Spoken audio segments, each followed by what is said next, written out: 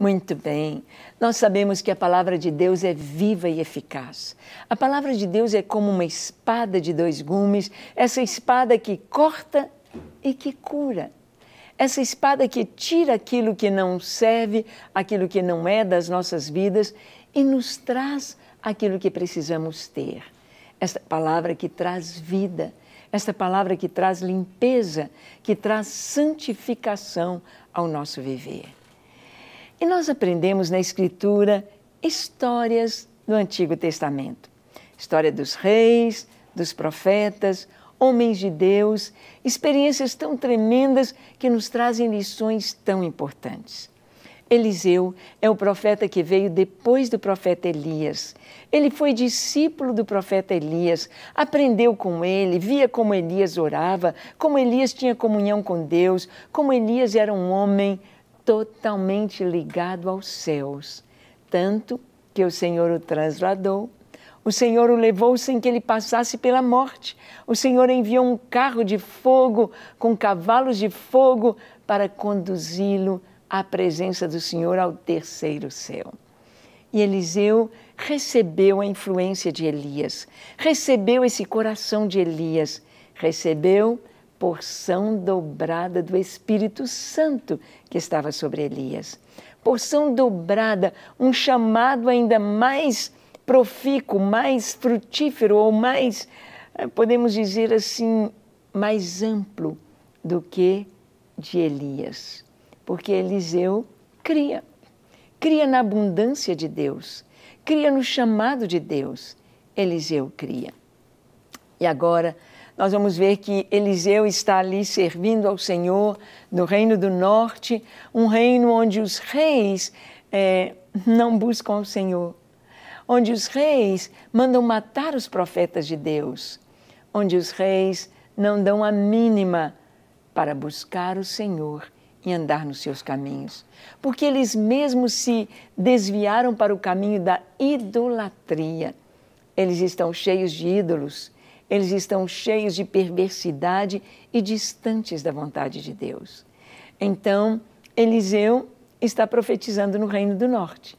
E vamos ver o que aconteceu em sua época. No capítulo 3 do segundo livro dos Reis, no versículo 4 ao 20, nós lemos assim: Então Mesa, rei dos Moabitas, era criador de gado e pagava o seu tributo ao rei de Israel com 100.000 cordeiros e a lã de 100.000 carneiros. Tendo, porém, morrido Acabe, revoltou-se o rei de Moabe contra o rei de Israel. Por isso, Jorão, ao mesmo tempo, saiu de Samaria e fez revista de todo Israel. Mandou dizer a Josafá, rei de Judá: O rei de Moabe se revoltou contra mim.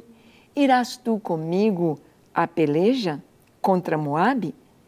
Respondeu ele: Subirei, serei como tu és, o meu povo como o teu povo, os meus cavalos como os teus cavalos. Vamos parar aqui um pouquinho.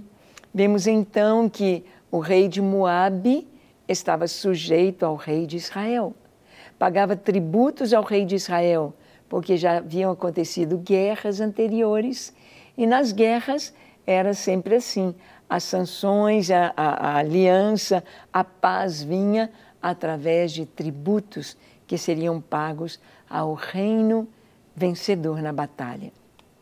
E então, Israel agora perde o seu rei, o rei Acabe morreu lá numa guerra contra a Síria, e o rei de Moabe, então, se revolta, se rebela.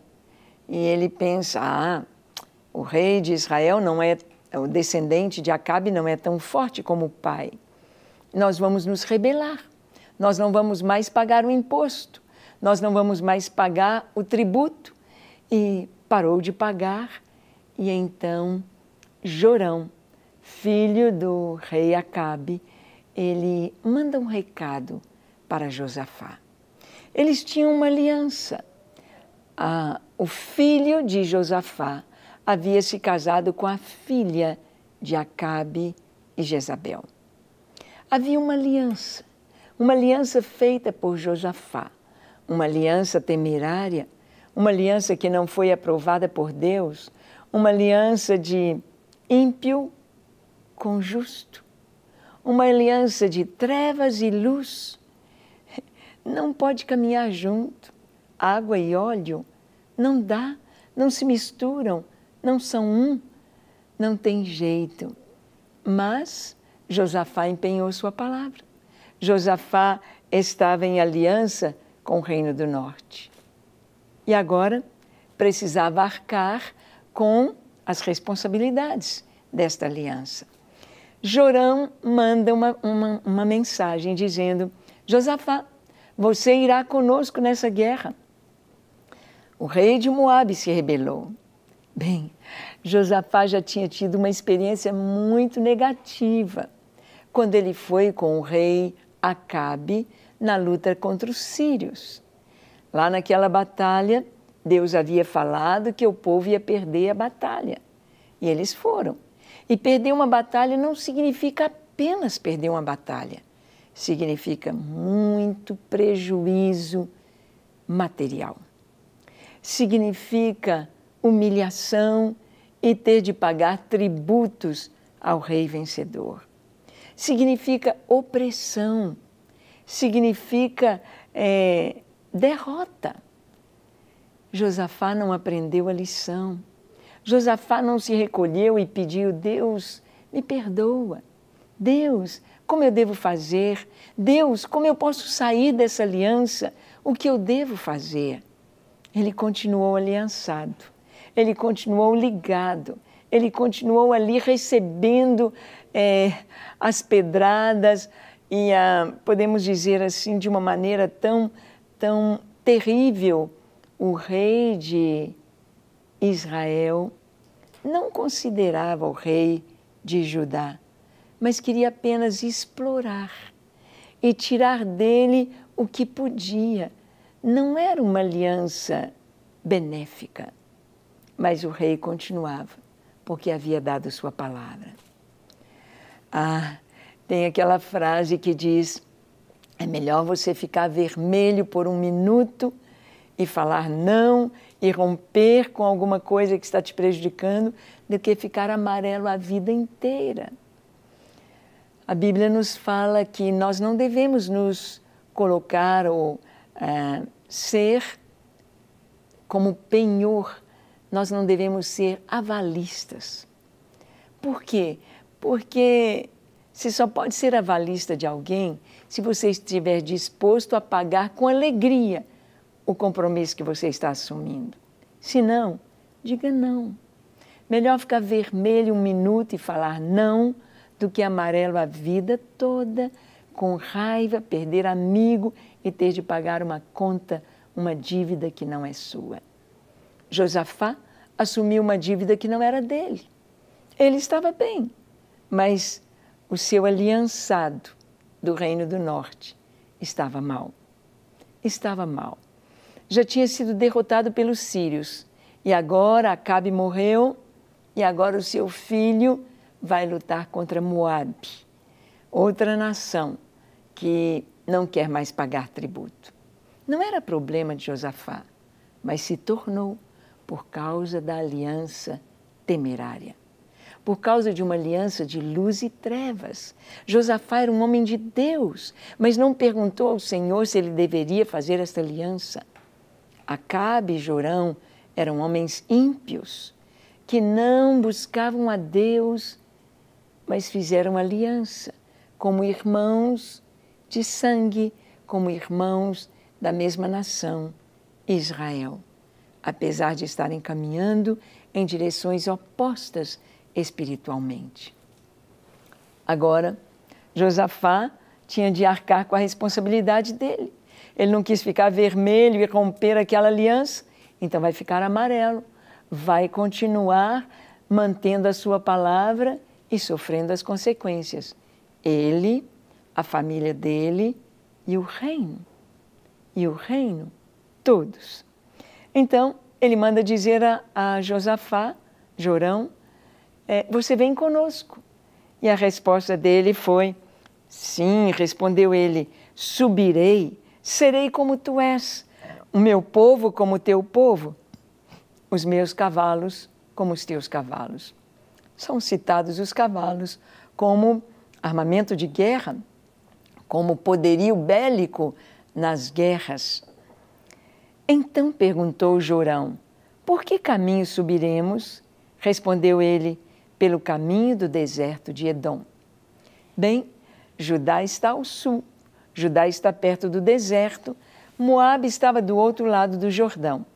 Tanto eles podiam subir por cima pelo norte para atacar Moabe, subindo pelo reino do norte, como pelo reino do sul, eles desceriam pelo deserto e entrariam em Moabe por baixo, pelo sul. Judá, Josafá, conheciam bem o deserto. Estava perto do deserto para eles, e agora o rei de Israel dá a honra para Josafá escolher por onde nós vamos subir, por onde nós vamos atacar. E ele então disse: vamos pelo sul, vamos pelo deserto. Então diz o texto: partiram o rei de Israel, o rei de Judá e o rei de Edom. Após 7 dias de marcha, não havia água para o exército e para o gado que o seguiam. Então disse o rei de Israel: ai, o Senhor chamou estes 3 reis para os entregar nas mãos de Moabe. Olha, eles caminharam 7 dias, não tinha água. Agora voltar 7 dias, iam morrer no deserto. 7 dias de marcha sem água, 7 dias sem água para os soldados, 7 dias sem água para os cavalos. Não dava para aguentar, não dava para ser. Eles tinham de achar água. E o que fazer? Como eles iriam resolver? Então, o rei de Israel disse: ah, o Deus de Israel, o nosso Deus, nos trouxe para morrer nesse deserto. Trouxe os 3 reis, Edom, Israel e Judá. E nós vamos morrer no deserto pela falta de água. Nós já vimos algumas guerras até na história, guerras contemporâneas, em que não houve um bom planejamento, ou que o planejamento foi feito de acordo com o que se conhecia, mas veio alguma coisa da natureza e atrapalhou tudo. Na guerra dos Estados Unidos com o Vietnã, os vietnamitas conheciam bem o bosque, conheciam bem a sua terra, mas os americanos não. E eles perderam muita gente nesta guerra. Muitos americanos foram mortos. Na invasão de Napoleão na Rússia, ele não contava com aquele inverno tão rigoroso da Rússia, com aquele gelo, aquela neve tão alta, e muitos soldados morreram e a guerra ali acabou, porque não houve o planejamento, não se contava com condições adversas. Aqui, o planejamento deles: nós vamos pelo sul, vamos atacar, é rápido a estrada, o caminho é rápido, as nações são vizinhas e vamos atacar. Mas caminharam 7 dias e a água acabou. Não tinham água. Os guias, os batedores, aqueles wadis, que são rios temporários, que estão cheios apenas na época de chuva. Não havia chuva, não era tempo de chuva, não havia água. O que fazer? A culpa é de Deus. Ah, quantas pessoas fazem isso? Entram no caminho errado, fazem as escolhas erradas e põem a culpa em Deus. Ah, por que Deus me deixou casar com essa mulher? Ah, por que Deus deixou fazer essa aliança, essa sociedade? Ah, eu perdi tudo, agora está tudo perdido. Põe a culpa em Deus. Deus nos trouxe para morrer no deserto. Olha o que diz Josafá. Então perguntou Josafá: não há aqui algum profeta do Senhor para que consultemos o Senhor por ele? Respondeu um dos servos do rei de Israel: aqui está Eliseu, filho de Safate, que deitava água nas mãos de Elias. Disse Josafá: está com ele a palavra do Senhor. Então o rei de Israel, Josafá, e o rei de Edom desceram a ter com ele. Mas Eliseu disse ao rei de Israel: que tenho eu contigo? Vai aos profetas de teu pai e aos profetas de tua mãe. Porém o rei de Israel lhe disse: não, porque o Senhor é quem chamou estes 3 reis para os entregar nas mãos de Moabe. Disse Eliseu: tão certo como vive o Senhor dos Exércitos, em cuja presença estou, se eu não respeitasse a presença de Josafá, rei de Judá, não te daria atenção, nem te contemplaria. Ora, pois, trazei-me um tangedor. Quando o tangedor tocava, veio o poder de Deus sobre Eliseu. Ali está Eliseu, o profeta do Senhor.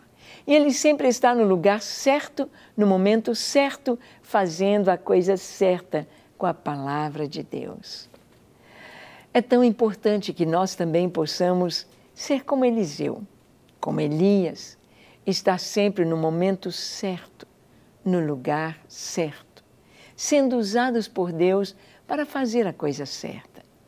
Ali, aqueles reis jogaram a culpa em Deus, dizendo: Deus de Israel, o Senhor nos trouxe para morrermos. E era esta notícia que iriam passar. Deus os levou para fazer morrer no deserto. Mas Deus tem a sua honra, Deus tem o seu nome, e Deus é um Deus criativo. Deus é um Deus que tem humor. Deus é um Deus que faz maravilhas e do nada e de maneira totalmente criativa. Deus traz respostas, operando milagres. Deus traz soluções, soluções inéditas para lugares e momentos onde ninguém vê resposta, onde não há saída. O povo de Israel, os 3 exércitos, estavam sem água. 7 dias. 7 dias caminhando, bebendo a água que tinham. Eles tinham camelos, eles tinham cavalos, eles tinham soldados. E eles não podiam voltar mais 7 dias sem água. Iriam perecer. Então, Eliseu diz para o rei de Israel, ele diz: olha, eu só vou trazer a palavra de Deus por causa de Josafá. Eu não traria a palavra de Deus para você, porque você é um homem ímpio, você não crê no Deus de Israel, você não honra o Deus de Israel, você não liga para o que Deus de Israel diz ou faz. Eu só estou aqui por causa do rei de Judá, porque ele crê, porque ele crê. Aí nós vemos algo tão lindo em Deus. Mesmo que a gente faça escolhas erradas, mesmo que a gente caminhe da maneira que Deus não queria que fôssemos, Deus continua fiel. Deus continua nos abençoando, apesar das nossas alianças erradas, apesar das nossas escolhas erradas. Deus continua nos cobrindo com a sua proteção, com o seu amor, com a sua palavra. Deus é fiel. Deus é fiel. Então, o Senhor disse, aliás, o profeta disse: trazei-me um tangedor. Me traz alguém que vai tanger a harpa. Para que um tangedor? Por que o tangedor? Tangedor, ou através daquela música de adoração. No deserto, em qualquer lugar, o coração sossega. E a alma, o espírito entram nessa dimensão de adoração ao Senhor para ouvir a sua voz. Ah, quantas vezes nós estamos atribulados, preocupados, e ao ouvir um louvor instrumental ou cantado, Deus nos fala. Deus nos fala. A música, ela aquieta a alma. E dependendo da inspiração, de quem está tocando, porque tem música que atrai a presença de Satanás. tem música que invoca espíritos malignos, tem música que traz depressão, tem música que traz perversidade e maldade. Mas a música celeste, a adoração, ela atrai a presença de Deus, ela atrai paz, ela atrai a presença de Deus em gozo. E o Senhor vem e o Senhor fala. E então, ali estava o tangedor e diz que enquanto ele tocava, veio sobre Eliseu o poder de Deus. O texto continua dizendo, este disse, assim diz o Senhor, fazei neste vale covas e covas, porque assim diz o Senhor, não sentireis vento, nem vereis chuva, todavia este vale se encherá de tanta água, que bebereis vós e o vosso gado e os vossos animais. Isto é ainda pouco aos olhos do Senhor, de maneira que também entregará Moabe nas vossas mãos. Ferireis todas as cidades fortificadas e todas as cidades principais, e todas as boas árvores cortareis, e tapareis todas as fontes de água, e danificareis com pedras todos os bons campos. Pela manhã, ao apresentar-se a oferta de manjares, eis que vinham as águas pelo caminho de Edom, e a terra se encheu de água. Olha o que Deus fez. Ele mandou que o pessoal pudesse abrir covas, buracos, ali no vale, ali no deserto. Pá para todo mundo, soldados cavando buracos, covas e covas e covas. Essas covas vão se encher de água. Cavem fundo, cavem muito, porque este vale aqui vai se encher de água. Vocês não vão sentir vento. Não vai haver chuva. Vocês não vão ver chuva, nem vento, nem sinal de nada, barulho de nada. Mas simplesmente cavem os buracos. E eles vão se encher de água. Vocês vão beber, os animais vão beber e vocês estarão salvos. E não somente isto, disse o Senhor, mas também Moabe será entregue. Vocês ganharão essa batalha, vencerão esta peleja. E então, ali foram eles. Com alegria, cumprir a palavra de Deus, abriram aqueles buracos. Quem sabe muitos soldados pensavam, mas a gente está aqui cavando para quê? Estamos cavando a nossa sepultura? Para que estamos cavando? Mas na obediência está a vitória do Senhor. Muitas vezes Deus traz uma palavra que pode nos trazer dúvidas. Deus traz uma palavra que você diz, mas o que isso vai significar? Obedece. Obedece o que Deus está falando. Veja os sinais, veja a operação do Deus Todo-Poderoso.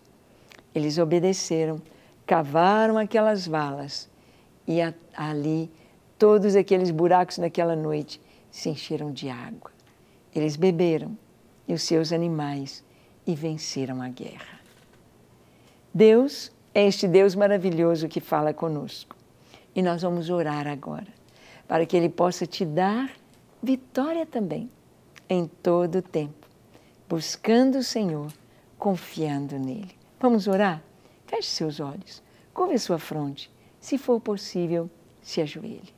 Ore comigo dizendo, Senhor, eu sou um pecador e me arrependo dos meus pecados e busco a Tua face, Senhor, para que o Senhor me fale, me ensine, para que o Senhor me encha do Teu Espírito Santo, para que o Senhor me dê a Tua graça, a Tua palavra, para que o Senhor possa endireitar os meus caminhos e me dar uma vida nova. Eu creio em Ti, eu confio em Ti, eu Te entrego a minha vida e o meu coração. Recebe-me e enche-me do Teu Espírito Santo. Eu me entrego a Ti, Senhor, hoje e para sempre. Pai, cada pessoa que nos assiste agora, seja tocada pelo Teu Espírito, receba vida, cura, saúde, a Tua bênção em todo o tempo. Abençoe cada lar, abençoe cada um, ó Deus, com libertação, com a Tua presença, com o Teu suprimento, com o Teu favor. No nome de Jesus. Amém, amém e amém. Para receber todas as novidades do canal, inscreva-se e se curtir o vídeo, clique em gostei. Aproveite para acompanhar a Rede Super nas redes sociais.